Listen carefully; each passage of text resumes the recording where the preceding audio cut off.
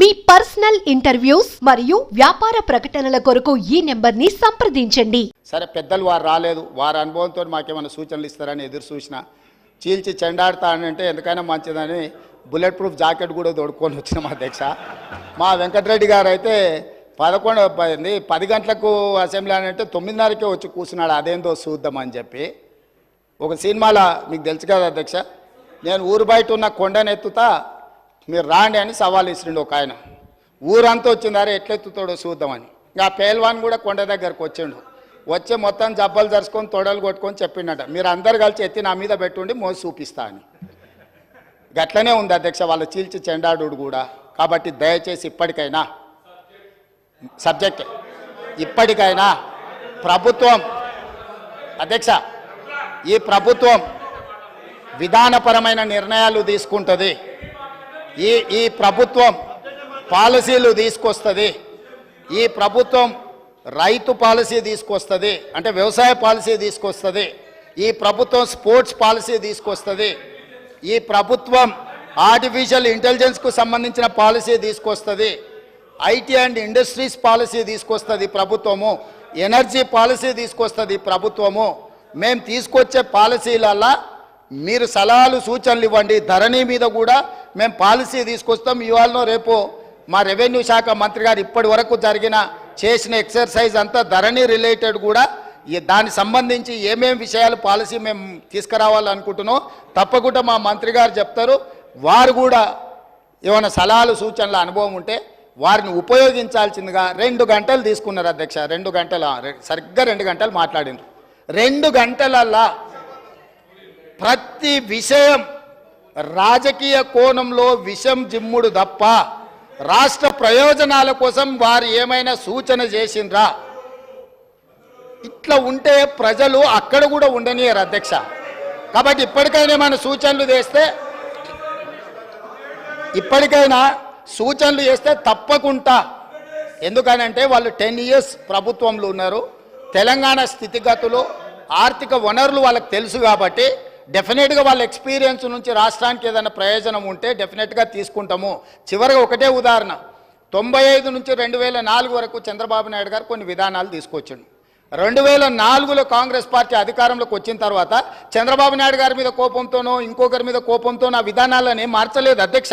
వాటిని ఇంకా పెంపొందించి విస్తరించి ప్రణాళికబద్ధంగా దాని మీద మెరుగైన విధానాలు తీసుకొచ్చి అభివృద్ధి చేసింది. కాబట్టి హైదరాబాద్కు మెట్రో వచ్చింది, హైదరాబాద్కు ఔటర్ రింగ్ రోడ్ వచ్చింది, హైదరాబాద్కి అంతర్జాతీయ ఎయిర్పోర్ట్ వచ్చింది, హైదరాబాద్కి ఐటీ కంపెనీలు వచ్చినాయి, హైదరాబాద్కు ఫార్మా కంపెనీలు వచ్చినాయి, హైదరాబాద్కి గోదావరి జలాలు వచ్చినాయి, హైదరాబాద్కి కృష్ణా జలాలు వచ్చినాయి అధ్యక్ష. వాళ్ళు నిజంగానే ఉపయోగపడే పాలసీ ఏదైనా తెస్తే కొనసాగించడానికి అభ్యంతరం లేదు. మేము తెచ్చిన పాలసీల మీద వారేమైనా సూచన చేస్తే సహేతుకమైన సూచనలు సలహాలు తీసుకోవడానికి కూడా మా ప్రభుత్వానికి ఎలాంటి అభ్యంతరం లేదని తమ ద్వారా ప్రతిపక్ష నాయకులకు నేను చెప్పదలుచుకున్నా అధ్యక్ష.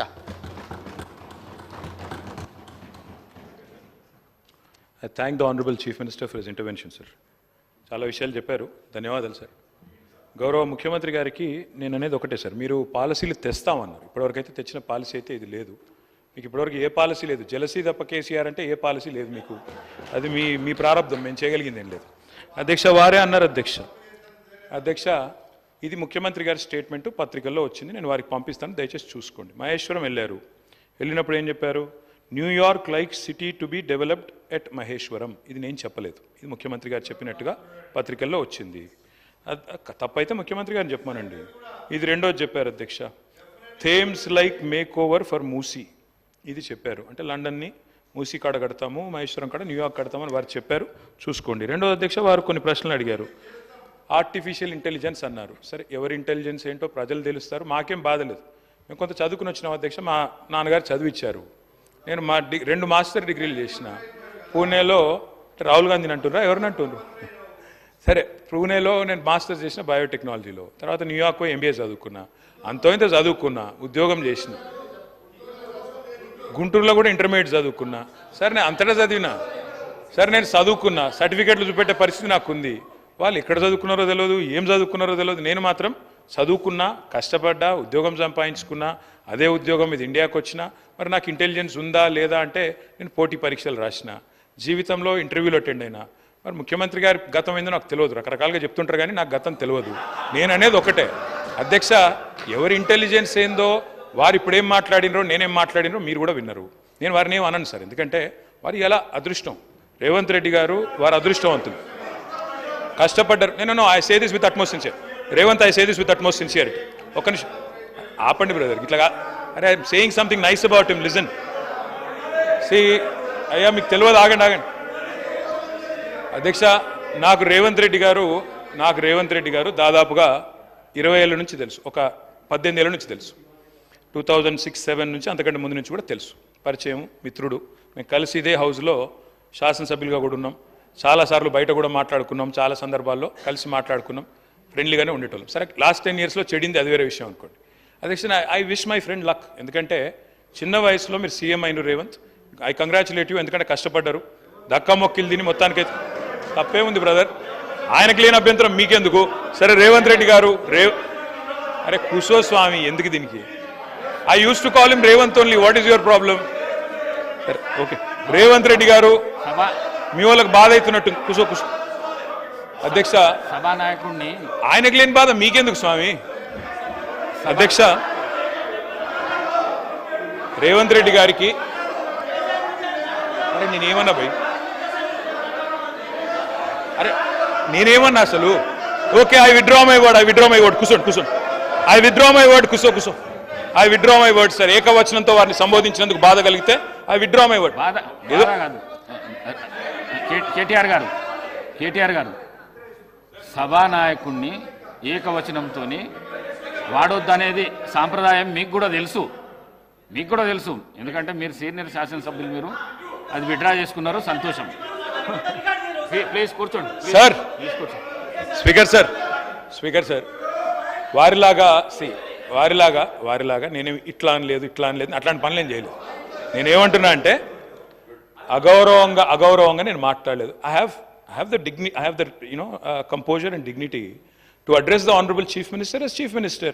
He was a friend, so ఒకసారి ఏదో పొరపాటున నోరు జారి రేవంత్ అన్నాను, దానికి మీకు బాధ అయితే నేను విత్డ్రా చేసుకుంటున్నా అని చెప్తాను. Okay right. ఇక వారు కొన్ని ప్రశ్నలు అడిగారు అధ్యక్ష, వారికి నేను చెప్పాలి అధ్యక్ష. వారు అన్నారు మరి నేను ఇట్లా చేయాలనుకుంటున్నాను, ల్యాండ్ ఎక్విజిషన్, తర్వాత అక్కడ హెల్త్, టూరిజం, స్పోర్ట్స్, స్కిల్స్, ఇంకా చాలా చెప్పారు. I welcome it sir, we welcome it. South Telangana, south of Hyderabad should be developed. My friend has been fighting for it. Akbar Owaisi साहब, पहाड़ी शरीफ के पास, मामडीपल्ली के पास भी अपना एक इरादा था, एक मंशा था कि वहाँ पे भी IT पार्क बनाए. मैं रिक्वेस्ट करना चाहता हूँ चीफ मिनिस्टर साहब से, आप पहाड़ी शरीफ पे भी करिए, जरूर करिए, अगर माहेश्वरम पे भी करिए, पहाड़ी शरीफ पे भी करिए. साहब मैं एक और चीज़ भी कहना चाहता हूँ. వారు అన్నారు రేపు సవిత గారు రావాలి, మీరు కూడా రండి, పార్టిసిపేట్ చేయండి. ప్రోటోకాల్ పాటిస్తే తప్పకుండా వస్తాం, ప్రోటోకాల్ పాటించండి, వారిని పిలవండి. మేము మీ దగ్గర కూడా వచ్చినాం సార్. ఓడిపోయిన వాళ్ళని తీసుకొచ్చి అక్కడ కూర్చోబెట్టి వేదిక మీద ఓడిపోయిన వాళ్ళు కింద మాత్రం పరాజితులు, వేదిక మీద విజేతలు కింద అంటే తప్పు సార్. అది ఈ హౌస్లో అందరికీ ఒకటే రకమైన మర్యాద ఉండాలి. సవితక్కని పిలవండి, ప్రోటోకాల్ పాటించండి, స్థానిక శాసనసభ్యురాలకు గౌరవం ఇవ్వండి, తప్పకుండా వస్తాం. ఎందుకు రామ్ సార్, నిర్మాణాత్మక కార్యక్రమాల్లో 100% వస్తాం. అధ్యక్ష వారు అన్నారు ఆజామాబాద్ ఇండస్ట్రియల్ ఏరియా గురించి అన్నారు. ఆజామాబాద్ ఇండస్ట్రియల్ ఏరియా గురించి I request the honourable chief minister to please know the facts. Azamabad industrial area allot చేసింది దాదాపు 40-50 ఏళ్ల కిందట, సబ్జెక్టు కరెక్షన్, దశాబ్దాల కిందట. దాని పర్పస్ నెరవేరిన తర్వాత తప్పకుండా దాన్ని కన్వర్ట్ చేసుకునే అధికారం ప్రభుత్వానికి ఉంటుంది. ఆ పర్పస్ ఏదైతే ఇండస్ట్రీ పెట్టారు, నడిపారు, కొంత కాల పరిమితి కూడా ఇచ్చింటారు కండిషనల్ అలాట్మెంట్లో, అది నెరవేరిన తర్వాత మార్చుకోవచ్చు. కానీ ఏ పర్పస్తోనైతే ల్యాండ్ ఎక్వైర్ చేశారో ఆ పర్పస్ నెరవేరకుండా మీరు అక్కడేదో వేరే చేస్తానంటే మాత్రం తప్పకుండా చట్టం అడ్డం వస్తుంది. దయచేసి చూసుకోవాలని ముఖ్యమంత్రి గారికి I'm alerting you sir, I'm alerting you, rest is yours. తర్వాత మీరు అన్నారు కొన్ని విషయాలు నాకు సూటిగా సమాధానం చెప్పన్నారు, సూటిగానే చెప్తున్నా. పెండింగ్ అరియర్స్ ఉన్నాయన్నారు. ఎస్, పెండింగ్ అరియర్స్ ఉండే 270 కోట్లు, మళ్ళీ మా ప్రభుత్వమే వస్తుంది, అది కంటిన్యూటీలో భాగంగా ఇచ్చేస్తామనుకున్నాం. 5 ఏళ్ల నుంచి కొన్ని పెండింగ్ బకాయిలు ఉన్నాయి, అట్లాగే ఇద్దామనుకున్నాం. మా ప్రభుత్వం రాలేదు, మీ ప్రభుత్వం వచ్చింది. Government is a continuous institution. మేము అధికారంలోకి వచ్చినాడు ఫీజు రీయింబర్స్మెంట్ బకాయిలు 1800 ఉండే, మేము క్లియర్ చేయలేదా? It's a continuous institution. ఇవాళ మీరున్నారు, రేపు ఇంకోరు వస్తారు, ఎల్లుండి ఇంకోరు వస్తారు. It's a continuous institution, please remember that. మీరు ఇంకో మాట అన్నారు, ఫస్ట్ ఇయర్ బతుకమ్మ చీరలు పెట్టినప్పుడు సూరత్ ఏదో స్కామ్ ఆడికెళ్ళి కొనుక్కొచ్చిందన్నారు. ఈ రోజు సెక్రటరీ శైలజా రామయ్య గారు ఉన్నారు, వారే ఆ రోజు హ్యాండ్లూమ్స్ డైరెక్టర్గా ఉన్నారు. మీరు దయచేసి సమాచారం తెప్పించుకోండి ముఖ్యమంత్రి గారు.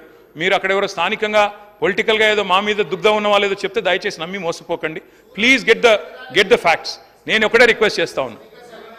నేను సూటిగా అడిగిన ప్రశ్న, మీరు సిరిసిల్ల చేనేత కార్మికులతోని నేయించలేదు, సిరిసిల్ల కార్మికులకు ఇవ్వలేదు పని, సూరత్ నుంచి కొనుగోలు చేసిన నేను నిర్దిష్టమైన ఆరోపణ చేస్తున్నా. ఇప్పుడు కూడా నేను ఆ మాట కట్టుబడి ఉన్నా.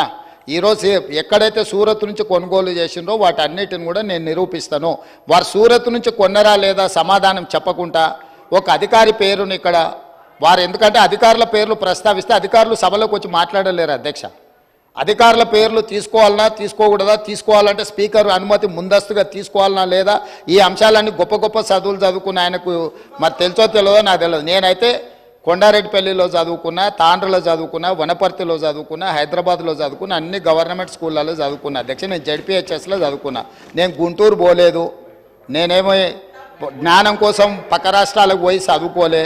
16 జీవో అప్లై చేసినా, ముల్కీ రూల్స్ అప్లై చేసినా, ఏ రూల్ అప్లై చేసినా తెలంగాణ ప్రతి ఉద్యోగానికి నాకు అర్హత ఉంది అధ్యక్ష. గుంటూరులో చదువుకున్న వాళ్ళకి అర్హత ఉందో లేదో తమరే చెప్పండి అధ్యక్ష. స్పీకర్ సార్, సరే నేను గుంటూరులో 11th 12th చదివినా, విజ్ఞానంలో చదివినా, రత్తయ్య గారి దానిలో చదివినా, నేను దాస్తలేను కదా రేవంత్ రెడ్డి గారు. కానీ గుంటూరులో చదువుకుంటే అధ్యక్ష గవర్నమెంట్ ఉద్యోగానికి అప్లై చేయలేను. ప్రైవేట్ రంగంలో ఉద్యోగాలు సంపాదించుకున్నా, ప్రైవేట్ రంగంలో ఆ పాబంద్యం లేదు. గవర్నమెంట్ రంగంలో 610 జీవో, ప్రైవేట్ రంగంలో 610 జీవో వర్తించదు రేవంత్ రెడ్డి గారు. దయచేసి ఇక ఆ పర్సనల్ విషయాలకు నేను పోన్లే. కానీ అధ్యక్ష నేను ఒకటి చెప్తా ఉన్నా అధ్యక్ష, వారికి సూరత్ విషయం చెప్పారు. First year after the inception programme పెట్టినప్పుడు మొదటి సంవత్సరం జనరల్గా ఎట్లా పనిచేస్తుంది రేవంత్ రెడ్డి గారి సిస్టమ్ అంటే, అక్టోబర్లో దసరా అప్పుడు ఇవ్వాలి, బతుకమ్మ దసరాకి ఇవ్వాలి చీరలు. అక్టోబర్లో ఇవ్వాలంటే ఆర్డరు దాదాపు 7-8 నెలలు 9 నెలల ముందు ఇవ్వాలి. అట్లయితేనే ఆడ ఉన్న లూమ్స్ అన్నింటినీ కూడా ఫంక్షనల్ చేపియాలి, వాళ్ళను నడిపియాలి. ఎందుకంటే ఆ చీర తయారు చేయాలంటే డిజైన్లు అన్ని టైం పడుతుంది. మొదటి సంవత్సరం ఆర్డర్ ఇచ్చినప్పుడు మీరు చెప్పింది పాక్షికంగా వాస్తవం. ఏమైంది, ఆర్డర్ నిర్ణయం లేట్గా తీసుకున్నప్పుడు ఏమైంది, మరి ఈసారి మనం మొత్తం వీడికెళ్ళి సిరిసిల్లకి వెళ్ళి చేయలేము, కొంత మేరకు అవసరమైతే బయట నుంచి, ఎందుకంటే 1 కోటి చీరలు తేవాలి. 1 కోటి చీరలు అక్కడ ఉన్న మగ్గాల మీద మొత్తంగా మొదటి సంవత్సరం నిర్ణయం తీసుకోవడంలో జాప్యం జరిగింది. కాబట్టి కేవలం మొదటి సంవత్సరం మాత్రమే కొంత ఆర్డరు బయట నుంచి తెప్పించిన మాట మొదటి సంవత్సరం మాత్రమే. సూరతే కావచ్చు, అది టెండర్ పిలిచినాం, టెండర్లో ఏది వస్తే అది. మీరు అందుకే అంటున్నాను ఆఫీసర్ పేరు తీసుకున్నారన్నారు. యాక్చువల్లీ అధ్యక్ష నేను కూడా బిజినెస్ రూల్ చదివినా, మీరు కావాలంటే ఆఫీసర్లను స్పెషల్ అటెండీస్ కింద పిలవచ్చు, కావాలంటే పిలిపియండి, చర్చ పెట్టండి, నేను వద్దంటలేను. దయచేసి నేను వారితో కోరేది ఏంటంటే, ఏమన్నా అనుమానం ఉంటే రేవంత్ రెడ్డి గారు 10 ఏళ్ల పాలన మీద బ్రహ్మాండంగా ఎంక్వైరీ చేయండి, ఎక్కడ తప్పులు జరిగినా మీరు చర్య తీసుకోండి. We welcome it sir, we welcome it, ఆ విషయంలో అనుమానం లేదు. అధ్యక్ష ఇంకొక 2 విషయాలు అడిగారు వారు. ఎంఎంటీఎస్ అడిగారు, ఎంఎంటీఎస్ ఎయిర్పోర్టు ఉమ్దానగర్ గురించి అడిగారు. ఆ టైంలో అప్పుడున్న ప్రభుత్వంలో కరోనా తర్వాత నిజానికి కొంత ఇబ్బంది అయిన మాట వాస్తవమే. ఆ రోజు మేము ఎంఎంటీఎస్ ముందుకు తీసుకొని పోవాలనుకున్నా కేంద్ర ప్రభుత్వ సహకారం కూడా మాకు ఆశించినంత రాలేదు. ఇప్పుడు మీరు ఎట్లయితే వివక్షాన్ని వదిలిపెడుతున్నారో మేము కూడా గట్లే పెట్టినాం. ఈ రోజు మీకు తత్వం బోధపడ్డది, మాకు అప్పుడే అర్థమైంది. కాబట్టి అది మా తప్పు కాదు. మీ బంగారం బ్యాంకులో ఇతర ప్రైవేటు సంస్థల్లో ఉన్న విడిపించి కొనబడను. కొమ్మూరి గోల్డ్, ఆంధ్ర మరియు తెలంగాణ.